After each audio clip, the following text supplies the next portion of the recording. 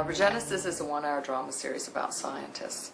The premise is that 3 countries, Canada, America, and Mexico, have come together and they've pooled all of their great scientists. And those scientists are there to investigate the scientific issues that are facing the North American continent and in perhaps the world. Carlos, I need your medical report on Justin Ritchie.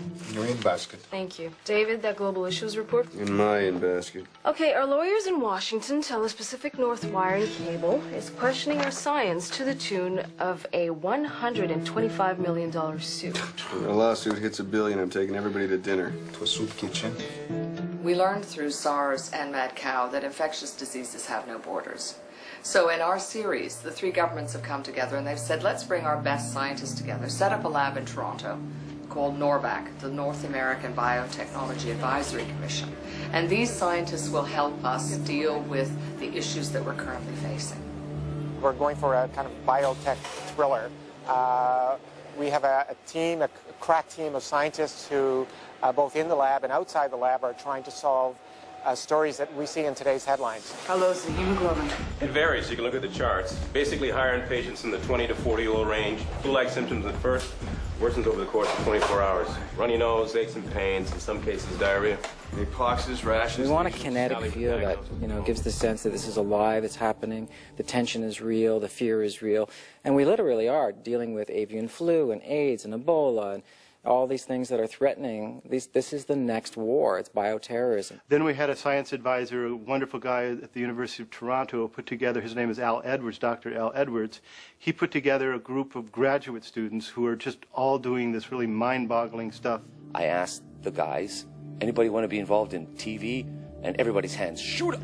We all sat down, had some beer and pizza, and talked about areas that we were aware of, like areas like cloning, but we didn't want to do the clone story. We wanted to go one step beyond that.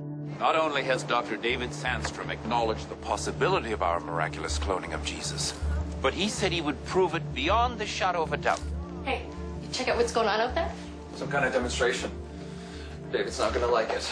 It's a show that deals with science that is really on the fringes, and so it's sort of, on the surface it appears like science fiction, but in fact, everything that happens in the show has either happened, is happening right now, or will happen within the next 5 years. My role is to fly out ideas that they either reject or accept, and then during the script writing process, ensure that the science is not impossible. But it was so well written, and some of the stuff was so shocking that I just flew through it and just couldn't wait. And at that point, I got really excited about the project because I thought if they can realize this, actualize it somehow, it's going to be incredible. Hopefully the show brings up lots of issues that you can talk around the dinner table, real life stuff which can happen right now, and that people will be wondering, oh my God, what happens if? They've identified a gay gene, they think. They can knock that out. Would you knock that out? If you had a child and you wanted to knock out the gay gene, you're playing God. Why would you do that? If they found a muscular dystrophy gene, would you knock that out? No question about it, right?